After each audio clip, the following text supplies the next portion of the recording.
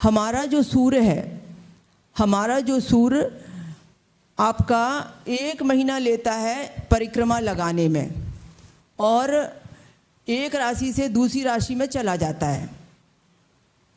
जैसे 14 जनवरी मकर संक्रांति को मकर पर आया और फिर 14 फरवरी मकर संक्रांति तक के मकर में रहेंगे, एक दिन कभी आगे पीछे होता है। तो 1 महीना लगता है सूर्य को परिक्रमा लेने में। तो उसके हिसाब से किसी का जन्म जो है फरवरी में हुआ, मार्च में हुआ, अप्रैल में हुआ, मई में हुआ, तो सूर्य भी एक जगह नहीं, कहीं ना कहीं लिखा होगा। और जहाँ सूर्य लिखा होगा उसको देख के हम जानते हैं कि इनका जन्म अंग्रेजी महीने में कौन से महीने को हुआ है या हिंदी महीने में वो महीना क्या कहा जाता है। सिर्फ सूर्य के लिखने की स्थिति को, चंद्रमा के लिखने की स्थिति को हम जानते हैं इसकी राशि क्या है। सूर्य के लिखने की स्थिति को 2 चीज़ें जानते हैं, एक तो हम ये जानते हैं कौन से महीने में जन्म हुआ है और दूसरा हम जानते हैं कितने बजे जन्म हुआ है। दिन का जन्म है कि रात का जन्म है, सुबह का जन्म है, दोपहर का जन्म है, उससे जानते हैं कि कितने बजे जन्म हुआ है। ये बताता है सूर्य। कि आपने बोला मेरा रात का जन्म है, पर मुझे जन्म पत्रिका में सूर्य कह रहा है कि नहीं ये तो दिन की पत्रिका है, तो मैं बोलूँगी आपकी पत्रिका गलत है। तो इससे मुझे पता चलता है कि ये जन्म पत्रिका से कि पत्रिका राइट है, आप जो मुझे टाइम टेबल दे रहे हैं वो पत्रिका राइट है कि गलत है। तो देखो अब मैं उसी विषय पर आती हूँ। अभी ये हमने 1 से लेकर 12 तक के आपको नंबर दिए। अब 1 से लेकर 12 तक के नंबर में यदि मान लो मैंने यहाँ पर सूर्य लिख दिया और यहाँ पर चंद्रमा लिख दिया, सूर्य और उसके आगे आ गया चंद्रमा, एकदम आमने सामने है, बिल्कुल फ्रंट में सूर्य के आगे चंद्रमा है, चंद्रमा के आगे सूर्य है। मैं कैसे पहचानूंगी कि ये जो जन्म पत्रिका मेरे पास में है वो कौन सी तिथि में पैदा होने वाले व्यक्ति की जन्म पत्रिका है। जब भी कभी किसी की जन्म पत्रिका में सूर्य और चंद्रमा आमने सामने होते हैं, इसका मतलब यह है कि वो पूर्णमासी के दिन की जन्म पत्रिका है। पूनम के दिन सूर्य और चंद्रमा आमने सामने होते हैं, चंद्रमा एकदम बड़ा और तेज हो जाता है, फुल पूर्णमासी का चंद्रमा हो जाता है। तो सूर्य और चंद्रमा जब आमने सामने होते हैं वो पूनम का जन्म बन जाता है, पूर्णमासी का जन्म बन जाता है। अब ये तिथियां जो है ना, कोई दिन को लगती है, कोई सूर्योदय के बाद लगती है, कोई सूर्योदय के पहले लगती है, तो उसके सूर्य की कितनी डिग्री है उसको देखकर, चंद्रमा की कितनी डिग्री है उसको देखकर ये पता चलता है कि पूरी पूर्णिमा लगने पर जन्म हुआ था कि पूर्णिमा लगने वाली थी तब जन्म हुआ था या पूर्णिमा लगने के 10 घंटे बाद जन्म हुआ था। ये चंद्रमा और सूर्य की जो डिग्रियां दी होती हैं ना, उससे अंदर से पता चलेगा। पर ये तो क्लियर है कि लमसम कि सूर्य और चंद्रमा आमने सामने है तो पूनम के आसपास का, पूर्णमासी के आसपास का जन्म है। अब तिथि को तो हम ये देखते हैं ना कि उसने तिथि ने सूर्योदय देखा कि नहीं देखा, उसके हिसाब से हमें देखना पड़ता है ऐसा। तो ये हो गया। अब मान लो इसकी जगह यदि मैंने यहाँ पर सूर्य चंद्रमा एक साथ लिख दिए, चलो अब कैसे जानेंगे ये जन्म कब का है? ये कोई नहीं बताएगा, किसी ने आज तक किसी ने इसके ऊपर वीडियो नहीं निकाला है। तो देखो अब ये सूर्य और चंद्रमा जब हमारे एक साथ होते हैं तो इसका मतलब यह है कि ये अमावस्या का जन्म है। किसी की भी जन्म पत्रिका में आप बोलोगे अरे वाह दीदी माँ ने पूछा नहीं और बता दिया कि अमावस्या का जन्म है, ये तो जादू हो गया, उन्होंने तो बिना पूछे बता दिया कि पूर्णमासी का जन्म है। तो ये विज्ञान इतना पक्का है कि हम नहीं बोलते, ज्योतिष कुछ नहीं बोलता, ये ग्रह स्वयं बोलते हैं, जन्म पत्रिका स्वयं बोलती है। इसलिए ये डिग्री इसकी ये बताएगी कि चंद्रमा जब सूर्य के पास गया तो कितना अंश का चंद्रमा है कि अमावस्या लगते ही गया कि वो आपका जन्म हुआ अमावस्या लगने के 10 घंटे बाद हुआ, या अमावस्या लगने वाली थी उस समय जन्म हुआ, अमावस्या छूटने वाली थी उस समय जन्म हुआ, क्योंकि 2.25 दिन रहता है ना, वो थोड़ा 2.25 दिन रहता है ना। तो उस 2.25 दिन में किसी का जन्म हुआ होगा 20 सेंटर में, किसी का जन्म हुआ होगा चंद्रमा निकलने वाला होगा, पर आएगा तो सूर्य चंद्रमा एक ही साथ। हाँ, तो अमावस्या ही बनेगी उस दिन। जितनी भी हम अमावस्या मनाते हैं, इसीलिए अमावस्या मनाते हैं कि उस दिन कैलेंडर में आप देखो सूर्य चंद्रमा एक साथ दिखेंगे आपको। तो ये देखो दूसरा जादू, जादू ही है ये, और क्या है कि आपने किसी की जन्म पत्रिका देखी और उसको देख के बोल दिया कि भाई इसका जन्म कब हुआ है, कैसा हुआ है। तो देखो अभी आपको पूर्णमासी का जन्म समझ में आ गया और आपको अमावस्या का जन्म समझ में आ गया, कभी भूलने वाली नहीं है। बस जन्म कितने बजे हुआ है या कैसे हुआ है वो सब आपको उसके अंदर का देखने के बाद में समझ में आएगा कि हाँ भाई वो जो जन्म हुआ है वो पूर्णमासी लगने के बाद का था या अमावस्या लगने के बाद का जन्म था। कैसे जानोगे दिन का जन्म है कि रात का जन्म है? तीसरा जादू, हमें कौन बताएगा कि दिन का जन्म है कि रात का जन्म है? आप लोगों की सबकी जन्म पत्रिका में ये लिखा रहता है कि AM PM इतने बजे जन्म हुआ, तो आपको पता है मेरे बच्चे का जन्म दिन में हुआ था कि रात में हुआ था, तो जाकर देख लेना तो आपको पता चल जाएगा। अब देखो हमारी पत्रिका जो कैसे घूमती है, ऐसे घूमती है, ये ऐसे घूमती है हमारी पत्रिका, घूमती है ना ऐसे, ये ऐसे घूम रही है हमारी जन्म पत्रिका। तो हमारी जन्म पत्रिका जो ऐसे घूम रही है तो इसका मतलब यह है कि हम रात से दिन की ओर जा रहे हैं। यदि यहाँ पर किसी का जन्म हुआ, यहाँ पर, यानी आपका जन्म जो है सवेरे सूर्योदय होने वाला था और आपका जन्म हुआ, या सूर्योदय के बाद आपका जन्म हुआ, क्योंकि सूर्योदय जो है ना वो 12 घंटे तक के दिन रहेगा और 12 घंटे तक रात, 24 घंटे में 12 को बांटा है। 12 राशियां हैं, 24 घंटे हैं, तो सूर्य को कितना घंटा रहना चाहिए? 12 राशियां हैं और 24 घंटे सूर्य सुबह से लेके शाम तक, 12 घंटे रात के और 12 घंटे दिन के ना। चंद्रमा 2.25 दिन रहता है, सूरज हर दिन 2 घंटा एक घर में रहेगा ना, 2 घंटा तो रहेगा ना, तब तो 12 को 24 होगा ना, 24 घंटे कैसे बटेंगे?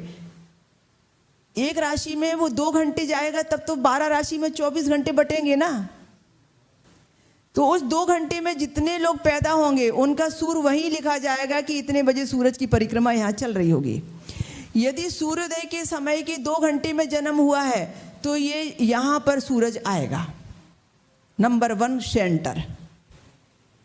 सूर्योदय हो गया, व्यक्ति का जन्म हो गया, उस 2 घंटे के अंदर अंदर व्यक्ति का जन्म हुआ है। यदि मान लो आधी रात का जन्म हुआ है तो सूर्य यहाँ आएगा। ये नंबर से मतलब नहीं है, ये नंबर तो मैंने आपको सिखाने के लिए लिखे हुए हैं 1 2 3 4 कि उनको पहला घर कहते हैं, दूसरा घर कहते हैं, और चंद्रमा बैठे तो वो राशि बन जाती है। पर ये सूर्य जो मैंने लिखा है वो मैंने लिखा है आधी रात की जगह। 12 से 2 बजे के बीच भरी दोपहरी का जन्म होगा तो सूर्य इधर आ जाएगा। होगा कि नहीं होगा? वहां दोपहर हो जाएगी।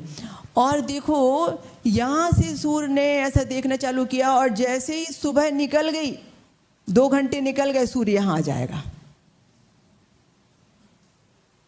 ये जो परिक्रमाएं जो चल रही है ना, ये सूर्योदय के हिसाब से चल रही हैं। सूर्योदय कैसा हो रहा है, सूर्योदय कैसा डूब रहा है, ये यहाँ से परिक्रमाएं जो चलती हैं। आपको ये समझना जरूरी है कि हाँ, विशेष बात, अभी आपने देखा कि हम ऐसे नंबर लिखते हैं, पर सूर्य ऐसा नहीं चलेगा।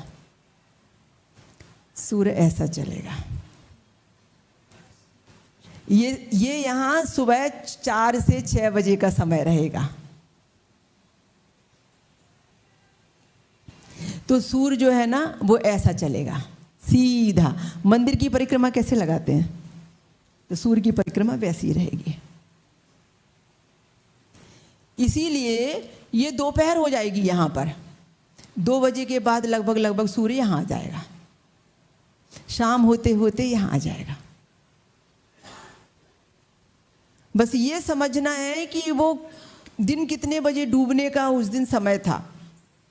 5:30 बजे, 6:30 बजे, 7:30 बजे सूर्योदय था। कि हम क्यों पूछते हैं कि आपका जन्म कौन से ज़िले में हुआ, क्योंकि वहाँ का हमें सूर्योदय चाहिए है। वो सूर्योदय से ही हम सूर्य लिखते हैं। यदि सूर्योदय जून महीने का है, मई महीने का है, तो 5:30 बजे का सूर्योदय हो जाता है। तो 5:30 बजे के बाद में जब सूर्योदय हो जाएगा तो फिर हमारा सूरज तो 5:30 बजे ही इधर आ जाएगा, क्योंकि सूर्योदय हो गया। ठंडी बरसात के हिसाब से सूर्योदय है, सूर्यास्त होने का समय है ऐसा। तो उसके हिसाब से ये सूर्य की परिक्रमा रहती है। मैंने लमसम बताया 6 से 8, पर मैंने कहा ना कि यदि मौसम कैसा है, अभी बरसात का मौसम है तो 6:05 का सूर्योदय चल रहा है, तो 6 बजे के बाद सूर्य इधर आएगा। इसीलिए पूछा जाता है कि कौन से जिले और जगह का जन्म है आपका, कि वहाँ का सूर्योदय कौन सा दिखा रहा है। पहाड़ी इलाके की जगह है या आपके मतलब मध्य प्रदेश का है, महाराष्ट्र का है, तो वहाँ के सबके सूर्योदय में थोड़ा थोड़ा डिफरेंस है मौसम के हिसाब से। तो ये आपको कितनी चीज़ें समझ में आई? पूर्णिमा, अमावस्या और दिन रात का समय समझ में आ गया। ये देखो, अब मैं एक महत्वपूर्ण चीज़ आपको बता रही हूँ। ये जो जगह है ना नंबर 1, इसे हम लग्न कहते हैं। ये मैंने ऊपर का समझाया, अमावस्या पूर्णिमा, ये तिथियों के हिसाब से समझाया मैंने। जब तिथियों के हिसाब से हम पूरा समझेंगे तो यहाँ पर यदि किसी का चंद्रमा आ जाएगा तो या तो वो एकादशी का जन्म होगा या प्रदोष का जन्म होगा, वो तिथियों के हिसाब से। क्योंकि अब देखो यहाँ पूर्णिमा आ रही है ना, तो 15 यहाँ खत्म हो रहे हैं, तो अभी 15 तो फिर हमें यहाँ से यहाँ तक देखने पड़ेंगे ना। फिर कृष्ण पक्ष कहाँ जाएगा, तो फिर ये कृष्ण पक्षी की एकादशी द्वादशी चली जाएगी ऊपर। तो ये भी 15 तिथि है, ये भी 15 तिथि है। इधर हो गया, ये हो गया, इधर की तिथि हो गई शुक्ल पक्ष, ये हो गई शुक्ल पक्ष, और ये वाली तिथि हो गई कृष्ण पक्ष। ये देखो पक्ष बट गए, 15 दिन की तिथि इधर बट गई, 15 दिन की तिथि उधर बट गई, दोनों बट गई। तो उसी तिथि से तो हमें पता चल गया ना कि हमारा जन्म शुक्ल पक्ष की एकादशी को है कि हमारा जन्म कृष्ण पक्ष की एकादशी को है। आप कितना भी बोलो माने ये बोला था तो मुझे ये याद है, पर हम नहीं मानेंगे। हमारे पास जो जन्म पत्रिका आपने दी है वो बोल रही है कि उसमें जन्म कौन सी तिथि का है और कौन से पक्ष का है और उसमें कौन सी तारीख निकली है, उससे हमें पता चल रहा है। तो वो सब आप दिमाग में मत रखो, सिर्फ दिमाग में आप ये रखो कि किसी की भी जन्म पत्रिका में जिस नंबर पर चंद्रमा है उसकी वही राशि है, एक बात। दूसरा दिमाग में रखो कि सूर्य हमें ये बताता है कि हमारा जन्म सुबह का है, दोपहर का है, शाम का है या रात का है। तीसरी बात ये याद रखो कि सूर्य और चंद्रमा साथ में रहे तो अमावस्या है, सूर्य चंद्रमा आमने सामने में रहे तो पूर्णमासी है। तीसरी बात ये याद रखो कि चंद्रमा 2.25 दिन एक घर में रहेगा तो सूर्य 2 घंटे बाद जिसका जन्म होगा वहां से सूर्य दूसरी जगह लिखा जाएगा। तो ये मोटी मोटी चीजें हैं। अब मैं आ रही हूं आपको बताने की लग्न। ये जो पहला घर है, ये घर यहाँ डाला है नंबर, और ये लग्न मैंने पहले घर पर लिखी है। इससे हम क्या क्या देखते हैं, मैं कहाँ पैदा हुई, ये पहले घर का मतलब यह है कि मेरा जन्म क्षेत्र, उसका वातावरण, मेरे संस्कार, मेरे शरीर का आकार प्रकार खूबसूरती, मेरे शरीर सर से लेकर पैर तक, मेरा नाक नक्श, ये सब लग्न बताती है। ये लग्न देखकर हमें पता चलता है कि वो व्यक्ति दिखने में कैसा होगा, इसीलिए इसको लग्न कहा है। दूसरा, ये सेकंड घर है, इसको यहाँ से हम धन देखते हैं, यहाँ से हम कुटुंब भी देखते हैं। ये धन और कुटुंब का है। यहाँ से हमें ये पता चलता है कि ये व्यक्ति धनवान होगा, धन कैसे आएगा, कुटुंब उसे सहयोग करेगा नहीं करेगा। यहाँ से हम वाणी भी देखते हैं, बहुत सारी चीज़ें, यहाँ से 6-7 चीज़ें देखते हैं। पर धन और कुटुंब आप दिमाग में रखो। ये वाला जो घर है ये आपका जन्म क्षेत्र है कि वो क्षेत्र आपके लिए कैसा साथ देगा। यहाँ पर आपके सारे संस्कार हैं, आपके शरीर की रचना है, आप कैसे दिखते हो, ये सब लग्न बताती है। ये तीसरा घर जो है ना यहाँ पर, इससे हम क्या देखेंगे? ये तीसरा घर जो है ना, मेरे कितने बहन भाई हैं, वो बहन भाई मुझे साथ देंगे कि नहीं देंगे, मैं पराक्रम करूं तो पराक्रम का फल मुझे मिलेगा कि नहीं मिलेगा, ये सब यहाँ से देखा जाता है। यहाँ जो राशि पड़ी हुई है वो राशि बताती है इसके कितने बहन भाई है। यहाँ शनिदेव जी अपनी राशि पर बैठे तो 6-6, 8-8 बहन भाई होते। पहले के समय में स्टॉप नहीं चलता था, 5 बहन भाई, 6 बहन भाई, 8 बहन भाई चलते थे। तो ये शनिदेव जी जिस जगह जिस राशि पर बैठेंगे उसमें वृद्धि करते ना वो। यदि बहन भाई की जगह पर शनिदेव बैठेंगे तो बहन भाई में भी वृद्धि होगी ना। देख लेना आप लोगों की पत्रिका में। अब ये माँ का घर है, इधर से हम भूमि सुख भी देखते हैं, इधर से हम गाड़ी वाहन भवन सब देखते हैं, ये प्रॉपर्टी वगैरह सब हम यहाँ से देखते हैं। हमारी माँ का सुख, माँ को हम कितना सुख देंगे, जमीन जायदाद मकान भूमि भवन वाहन कैसा रहेगा हमारा, ये सब हमारा बताता है। घर कौन सा है? चौथा। लिखा नहीं मैंने, लिखा तो ऊपर है ना, तो घर कौन सा है? चौथा। तो चौथे घर से हमने ये सब देखा। अब आपने बोला मेरी शिक्षा कैसी होगी, स्टूडेंट आया मेरा कैरियर कैसा होगा। किसी ने बोला कि लव मैरिज करना चाहते हैं, लव मैरिज होगी कि नहीं होगी। माता पिता ने कहा मेरे बच्चे की लव मैरिज है कि अरेंज मैरिज है, कौन बताएगा? ये 5वां घर बताएगा। ये लव अफेयर का घर है, ये बताता है कि व्यक्ति की अरेंज मैरिज है कि लव मैरिज है। ये यहाँ से शिक्षा देखी जाती है, यहाँ से बताता है कि व्यक्ति कितना डिग्री का मालिक बनेगा या पढ़ पाएगा या नहीं पढ़ पाएगा, जो भी है कैरियर उसका क्या है। संतान कितनी होगी, कब जन्म लेगी, संतान का पूरा रिजल्ट, संतान लायक होगी या वो हमें नहीं निभाएगी, ये सब जितना भी है ना, ये सब यहाँ से ही देखा जाएगा।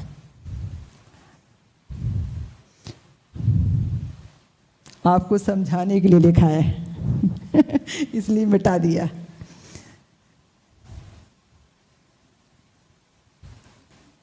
तो 5वें घर से हम देख रहे हैं कि शिक्षा, कैरियर, संतान।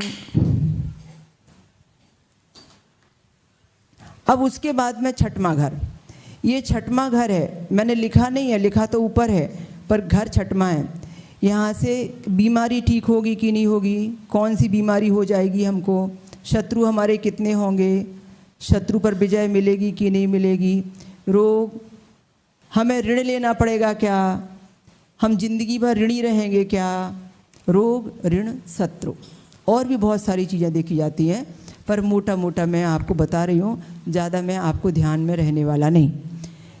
तो ये 3 चीज़ें महत्वपूर्ण हैं। उसके बाद में अब घर कौन सा है? 7वां। तो 7वां घर मेरी गृहस्थी का है। किसी ने बोला कि मेरी गृहस्थी के बारे में बताइए, तो मैं बताऊंगी उसको कि भैया आपको गृहस्थी का सुख है नहीं है, कब होगा, शादी कब होगी, विवाह कब होगा, कहाँ होगा, कैसी दिशा में होगा, गृहस्थी बसेगी नहीं बसेगी, पति कैसा रहेगा, पत्नी कैसी रहेगी। फीमेल की पत्रिका है तो पति का घर है, मेल की पत्रिका है तो पत्नी का घर है। रोजी रोटी, income source, daily income source. Daily आमदनी कैसी रहेगी, आय के स्रोत क्या रहेंगे, पार्टनरशिप कैसी रहेगी, पार्टनर बनूं नहीं बनूं, पार्टनर मेरे लिए फ़ायदेमंद है नुकसानदायक है। जब प्रश्न ऐसे होते हैं तो हमें पूरी पत्रिका नहीं देखना है, हमें यही इसी से समझ में आ जाता है कि यहाँ पर क्या है और हमें उसका आंसर देना पड़ता है। हालांकि ये ज्योतिष इतना गहरा विज्ञान है कि 30 साल से मैं कर रही हूँ, पर अभी भी मुझे लगता है कि मुझे सीखना बहुत बाकी है। बहुत गहरा विज्ञान है ये। उसके बाद में अभी यहाँ पर 8वां घर है ना, 8वां घर। तो 8वां घर है शमशान का। सबसे कठिन शमशान कब जाता है आदमी? जब मृत्यु हो जाती है। जब तक आदमी मृत्यु नहीं हुई है तब तक आदमी का जीवन है, तो उसे कहते हैं ये वाला आयु का घर है। आयु का घर है, मृत्यु का घर है, शमशान का घर है। ये महत्वपूर्ण चीज है, ये तो कोई भूल ही नहीं सकता, क्योंकि शमशान का नाम आते ही रोंगटे खड़े हो जाते हैं। भूलने जैसा है ही नहीं वो। उसके बाद में एक महत्वपूर्ण, जिसको सुनकर आप कभी नहीं भूलेंगे, ये घर है आपका ससुराल का। किसी ने बोला ससुराल वाले मुझे परेशान कर रहे हैं, तब मैं ये 8वां घर देखूंगी। उसका नाम ही अष्टम यानी कष्टम। ससुराल में आदमी हमेशा से सुखी रहता ही नहीं, तो इसीलिए वो 8वें घर से ससुराल बनी है। कारण वही है कि चाहे वो पुरुष की ससुराल हो, चाहे वो महिला की ससुराल हो, कहीं ना कहीं तो कोई ना कोई शिकायत शिकवे चलते ही रहते हैं। और ससुराल कहाँ जाके बैठी है? शमशान में।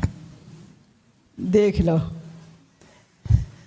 इसीलिए तो ये 8वां घर शमशान का भी है और 8वां घर आयु और मृत्यु का भी है। शनिदेव की यहाँ राशि पड़ी हो और शनि महाराज बैठे हों तो व्यक्ति 100 बीमारियों में से विजय प्राप्त कर लेता है। डॉक्टर ने लिख दिया कि अब इसका जीवन खत्म, पर वो व्यक्ति कहता है शनिदेव हैं आयु विधाता, जाको राखे साइयाँ मार सके ना कोई। तो ये घर जो है वो शनिदेव को मिला है, 8वां घर। हम बोलते हैं ना, प्रार्थना करते हैं आयु विधाता, तो ये आयु विधाता है। आरोग्यदाता, ये रोग का घर शनिदेव को मिला है, तो हम कहते हैं आरोग्यदाता। ये बुरे घर के मालिक बने हैं वो। तो आयु बढ़ाना भी उनका काम है, और आपने गड़बड़ घोटाला किया तो सजा देना भी उनका काम है। अभी आते हैं हम यहाँ 9वें घर में। यहाँ से हम देखते हैं धर्म कितना किया आपने, धर्म कितना करेंगे। यहाँ से हम देखते हैं भाग्य कैसा लेकर आए हैं आप। आपकी जिंदगी में अच्छा भाग्य लेकर आए हैं कि बुरा भाग्य लेकर आए हैं। कई लोग यहाँ पर पिता का भी संबंध देखते हैं। ये ज्योतिष की अलग अलग विधाएं हैं, तो बहुत सारे लोगों ने कहा है कि पिता का रिश्ता भी यहाँ से नज़र आता है, पिता यहाँ से देखो। और कई लोगों ने कहा है कि 10वें स्थान से ही पिता का रिश्ता दिखता है। तो पैतृक जो घर है ना, ये 10वां भी है और 9वां भी है, पर पिता के सुख को यदि पूरी तरह समझना है, पैतृक सुख को, पैतृक क्या मिलेगा मुझे, तो वो 10वां घर ही बताएगा। जब चौथा माँ है तो उसके सामने में पिता है, माता पिता आमने सामने हैं, तो ये 10वां घर जो है पिता का है, और ये ही कर्म फलदाता कर्म का है। ये मुझे बताता है कि मुझे प्रमोशन होगा, नौकरी मिलेगी, मैं व्यापार करूं या राजनीति में जाऊं, मुझे क्या करना है, तो ये कर्म का पूरा रिजल्ट। जब आप प्रश्न करते हैं कि मुझे क्या कर्म करना है, तो कर्म में पड़ी हुई राशि है, कर्म में पड़ा हुआ जो ग्रह है, वो मुझे बताएगा कि आपको मैं क्या सलाह दूं कि आप जो सोच रहे हैं वो गलत सोच रहे हैं या सही सोच रहे हैं। इस जगह कौन सा ग्रह बैठा है वो आपके लिए बताएगा कि आपको कौन सा कर्म करना है। आपने दिल से कुछ करेंगे तो गड़बड़ हो जाएगा। इसलिए कर्म के स्थान पर राहु, केतु, शनि कौन बैठे हैं, और कर्म के स्थान पर यहाँ पर चंद्रमा बैठे हैं, या कर्म के स्थान पर 1, 2, 3, 4, 5, 12 नंबर में से कौन सी राशि पड़ी हुई है, ये सब देखने के बाद पता चलता है कि आदमी कर्म क्या करेगा। आइए आगे बढ़ते हैं। यहाँ से देखते हैं लाभ, दोस्ती, यारी, मित्रगण। आप कहते हैं ना कि अरे उसने तो बहुत दोस्त बनाए हैं, दिन भर दोस्ती में फंसा रहता है, बच्चा बिगड़ गया है। तो दोस्ती यारी तो यहाँ से मिलती है। अब दोस्त तुम्हें लाभ देंगे या दोस्त तुम्हारी बर्बादी का कारण बनेंगे, ये दोस्ती यारी। आते हैं दी एंड पर, यहाँ पर है मोक्ष का घर। जब यहाँ जन्म है तो स्वाभाविक है यहाँ मोक्ष होगा। ये मेरा लग्न है, लग्न यानी मेरा जन्म बताता है, ये पहला घर मेरा जन्म बताता है, और ये मेरा मोक्ष बताता है कि मेरा मोक्ष कैसे होगा। ये मेरा व्यय बताता है, किन कार्यों में मुझे व्यय करना है। ये मेरी यात्राएं हैं, जिसे मैं विदेश यात्रा भी लिख सकती हूँ, ये विदेश यात्राएं। ये मेरे हॉस्पिटल के खर्चे हैं, ये मेरे दान पुण्य धर्म के खर्चे हैं, मेरे तीर्थ यात्राओं के खर्चे हैं, बहुत सारी चीज़ें। मुझे व्यय किस में करना है, वो व्यय मेरे लिए लाभदायक है कि व्यय मेरे लिए तकलीफदायक है, वो यहाँ से पता चलेगा।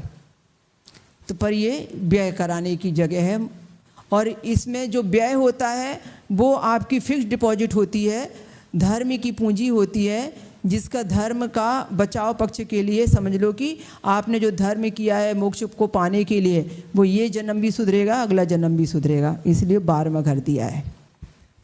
तो इस तरीके से देखो, छोटी सी जगह से हमने इतनी सारी चीज़ें देख ली, इतने सारे। अभी ये तो मैंने आधे ही लिखे हैं, पूरे तो मैंने लिखे ही नहीं हैं, पर आपको समझाने के लिए कि पहला घर मुझे क्या बताएगा, दूसरा घर क्या बताएगा, तीसरा घर क्या बताएगा। ये देखो जन्म पत्रिका का ये सब देखा, ये सब समझा, ये सब आंकड़े समझे, पूरा समझा। अभी किसी की भी जन्म पत्रिका में कोई भी ग्रह कहीं भी लिखा रहता है, कहीं भी कुछ भी, कोई भी ग्रह कहीं भी लिखा रहता है, कोई भी नंबर कहीं भी पड़ा रहता है, पर वो नंबर यदि यहाँ पर लिखा है तो वो नंबर मुझे बताएगा, यहाँ जो ग्रह लिखा है वो ग्रह मुझे बताएगा कि उसको मैं क्या फल सुनाऊं, ऐसा। तो देखो अब ये हो गया, इधर का ये सब समझ में हो गया आपका। आपको 3 चीज़ें बहुत एकदम क्लियर हो गई। अब चौथी चीज़ मैं एंड करने के लिए 2 मिनट के लिए आपको समझाती हूँ।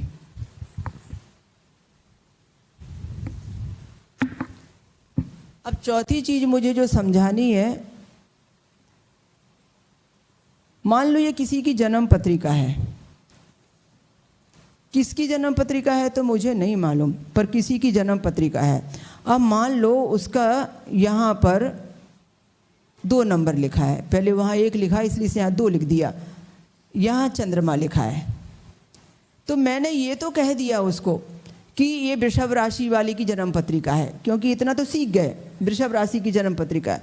अब प्रॉब्लम क्या है, वृषभ राशि में भी 1, 2 और 1/4 यानी ये हो गए 2.25 नक्षत्र, 2.25 नक्षत्र हैं वृषभ राशि में भी। आप हर राशि में 2.25 नक्षत्र, 27 नक्षत्र है ना, पहले मोटा मोटा समझो, क्योंकि राशि इसलिए बता रही हूँ कि एक राशि में जन्म लेने वाले 2.25 दिन तक जन्म लेने वाले व्यक्तियों के सबके जीवन चरित्र भिन्न भिन्न हो जाएंगे। अब ये 27 नक्षत्र हैं, 27 नक्षत्र हैं, और 27 नक्षत्र को मुझे 12 में बांटना है। राशि तो 12 ही है ना, तो 27 को मैं 12 में बांटूंगी तो कैसे करूँगी? यदि 24 होते तो 2 बढ़ जाते, नक्षत्र 24 होते तो मुझे क्या करना था, 2 राशि में, एक राशि में 2 नक्षत्र डाल दो, 12 राशि में 24 नक्षत्र हो जाते, पर वो तो 27 है ना। तो 24 होने के बावजूद भी तो 3 बच गए, तो 1/4 ले लो। जब 1/4 और ले लोगे उसमें से, तो फिर क्या हो जाएगा, वो पूरे 27 में बट जाएंगे, 27 नक्षत्र 24 में बट जाएंगे। तो ये जो हमारे 12 राशियां हैं, उन 12 राशियों में जो ये वृषभ राशि है, इसमें जन्म लेने वाले व्यक्ति का एक ही नक्षत्र नहीं है, इसमें जन्म लेने वाले व्यक्ति के 3 नक्षत्र हैं, क्योंकि तीसरे का भी कुछ हिस्सा आ गया ना उसमें, 2 पूरे आ गए और तीसरे कुछ हिस्सा आ गया उसमें। तो जब तीसरे का हिस्सा आ गया, कई बार ऐसा होता है कि एक आधा आया, दूसरा आधा आया, और बाकी बीच वाला जो है पूरा आया। तो वो तो समझ में आएगा कि 2.25 वाला कहाँ से मतलब छूटा है, वो आपको समझने की ज़रूरत नहीं, इतनी जल्दी सीखोगे नहीं। पर इतना ये सीख जाओ कि एक राशि में 3 नक्षत्र होते हैं। एक राशि में जब 3 नक्षत्र होते हैं तो 3 नक्षत्र का तीसरा पूरा नहीं होता, 2.25 नक्षत्र उस राशि को मिल जाते हैं। तो 2.25 नक्षत्र में अब वृषभ राशि में रोहिणी नक्षत्र होता है, जिसमें भगवान श्री कृष्ण का जन्म हुआ था, मैंने आपको बताया था, वो वृषभ राशि में आता है। ठीक इसी प्रकार से वृषभ राशि के पहले का जो नक्षत्र है कृतिका, वो भी इसमें आता है। उसने थोड़ा सा मेष में गया और बाकी की इसमें आ गया। तो इस प्रकार से वो भी इसमें इसी में आ जाता है। फिर मृगशिरा नक्षत्र, वो भी इसी में आ जाता है। आपको मैंने चार्ट बताया था, उस चार्ट के हिसाब से आपको बताया था। तो ये एक ग्रह में मैंने चार्ट बनाया था ना, केतु से शुरू किया था और लास्ट में बुध तक छोड़ा था। उसमें मैंने एक एक ग्रह के मघा, मूल, अश्वनी वगैरह सब बताए थे ना, पुष्य, अनुराधा, उत्तरा, भाद्रपद, 3-3 नक्षत्र बताए थे, वो चार्ट में दिया है। तो जो चार्ट में दिया है वो कहता है कि ये वृषभ राशि है, इस वृषभ राशि में 3 नक्षत्र हैं। उसमें से कौन से नक्षत्र पे तुम्हारा जन्म हुआ है? मान लो किसी का यहाँ 1 नंबर है, यहाँ चंद्रमा लिखा है, तो मेष राशि है, तो मेष राशि है तो इसमें भी 3 नक्षत्र हैं, इसमें भी 3 नक्षत्र हैं। तो इसमें भी मेष राशि में अश्विनी नक्षत्र भी आता है, मेष राशि में आपका कृतिका का भी एक चरण आ जाता है, और मेघ राशि में भरणी नक्षत्र पूरा आ जाता है। किसी का जन्म मेष राशि के अश्विनी में हुआ है, किसी का भरणी में हुआ है, किसी का लास्ट के कृतिका के पहले चरण में हुआ है, पर है तो मेष राशि वाला, क्योंकि उसे तो 2.25 नक्षत्र, इसके तो जो नक्षत्र है 2.25 नक्षत्र भोगने थे, तभी तो 2.25 दिन तक रहा ना। एक नक्षत्र पर 1 दिन रहेगा ना, आपको मालूम है ना, 27 नक्षत्र में 27 दिन जाएगा वो, एक नक्षत्र में 1 दिन, तो 2.25 दिन है तो 2.25 नक्षत्र तो चाहिए ना उसको।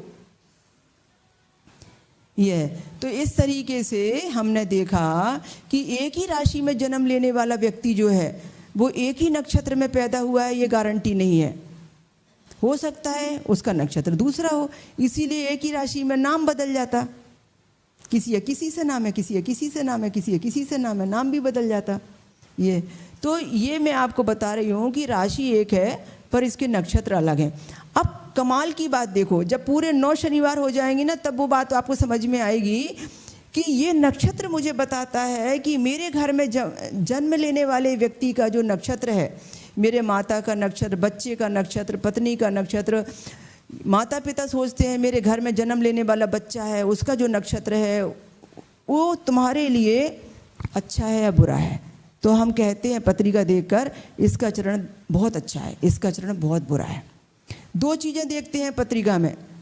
एक पत्रिका में ये देखते हैं कि उसका उस व्यक्ति का जन्म कौन सी दशा में हुआ है, और दशा हमें कैसे पता चलेगी? नक्षत्र।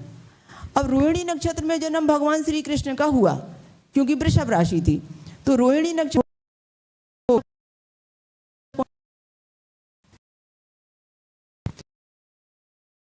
तो चंद्रमा की दशा में यदि भगवान श्री कृष्ण का जन्म हुआ है तो जन्मते ही उनको चंद्रमा की दशा लगेगी। चंद्रमा के नक्षत्र में जन्म हुआ है तो चंद्रमा की दशा लगेगी। किसी का जन्म मृगशिरा नक्षत्र में हुआ है तो वृषभ राशि, पर नक्षत्र उसका बदल गया, मृगशिरा बन गया, तो मृगशिरा किसका नक्षत्र है? मंगल का, तो इसको जन्म होते ही मंगल की दशा लग गई। नक्षत्र बनाता है मेरी महादशा, वो बताता है मेरी क्वालिटी। अब किसी का नक्षत्र राहु का आ गया, किसी का नक्षत्र शनि का आ गया, क्योंकि उसका जो जन्म हुआ वो ऐसी राशि में हुआ जिसका स्वामी शनि है। पुष्य नक्षत्र स्वामी शनि है, अनुराधा स्वामी शनि है, उत्तरा भाद्रपद स्वामी शनि है, और किसी व्यक्ति का जन्म उसी नक्षत्र में हुआ, फिर हम उस दशा को बोलते हैं कि अब शनि की दशा में जन्म हुआ है, इसलिए इस व्यक्ति की आने की जो मतलब जो खबर आप जानना चाहते हो तो दादा दादी नाना नानी के लिए अच्छा कदम नहीं है। जब तक वो भोगेगा उस दशा को तब तक उसका असर तो पड़ेगा ना आने वाले, क्योंकि ये कुटुंब का घर तो बगल में ही बैठा है ना। तो ये सारी चीज़ें हमें देखनी पड़ती है कि कौन से व्यक्ति का जन्म कौन से नक्षत्र में हुआ है और वो परिवार के लिए कैसा है। क्लास लंबी हो गई क्योंकि लेट चालू हुई क्लास आज की, पर आपको मुझे ये समझाना था कि नक्षत्र बताता है कि मेरे घर में जो जन्म लिया है या जिसके साथ जिसकी शादी हुई है या जो भी व्यक्ति मेरा मित्र बना है या जो भी व्यक्ति मुझे बहुत अच्छा आज बोल रहा है, वो मुझे कितने दिन साथ देगा, कितना साथ देगा, मेरे लिए नेगेटिव है कि पॉजिटिव है। और ये नक्षत्र ही आपको बताते हैं कि किस नक्षत्र में आपके लिए तकलीफ होने वाली है और किस नक्षत्र में आपको खुशियां मिलने वाली हैं। अब होता क्या है, किसी को पता नहीं है। जिस नक्षत्र में तकलीफ भोगना है उस नक्षत्र में आदमी ने व्यापार चालू कर लिया, उधारी पैसा दे दिया, भोगते रहो तकलीफ, क्योंकि देखा तो है ही नहीं। तो इसीलिए ये बहुत सोच समझ के फैसला करना पड़ता है कि कैलेंडर में जो दिया है और पंचांग में जो दिया है वो सबके लिए नहीं है, वो कॉमन है। हो सकता है उसमें आपका नक्षत्र वो आया हो जो आपको सूट नहीं करता है और दूसरे का नक्षत्र उसको सूट करता हो, तो उसको वो तारीख शुभ देगी, तुम्हें अशुभ दे देगी। तो ये समझना बहुत ज़्यादा जरूरी है। वही तिथियां जो सबके लिए शुभ होती हैं, वही तिथियां किसी को जन्म लेने वाले किसी व्यक्ति के लिए वही तिथियां अशुभ हो जाती हैं। ये आप समझेंगे बाद में कि किस तरीके से नंदा तिथि सबके लिए बहुत शुभ होती है, बहुत शुभ होती है, पर मेष राशि में जन्म लेने वाले व्यक्ति के लिए नंदा तिथि ही सबसे अशुभ होती है। वो कुछ कर ही नहीं सकता, उसमें डूब जाएगा आदमी, इतना नुकसान करेगा। तो ये समझना होता है हमें कि हमें इसमें कौन से नक्षत्र में जन्म मिला है। तो ये नक्षत्र हमें बताता है कि मेरे घर में 5 व्यक्ति हैं, 5 में कौन मेरा सपोर्टर है और कौन मेरा शत्रु है और कौन मेरे विपत्ति में काम आने वाला है, कौन विपत्ति लाके देने वाला है, ये भी है। और ये इतना गहरा विज्ञान है, ये आपको बताता है पिछले जन्म के पूर्व जन्म के व्यक्ति कौन कौन आपके आजू बाजू में है।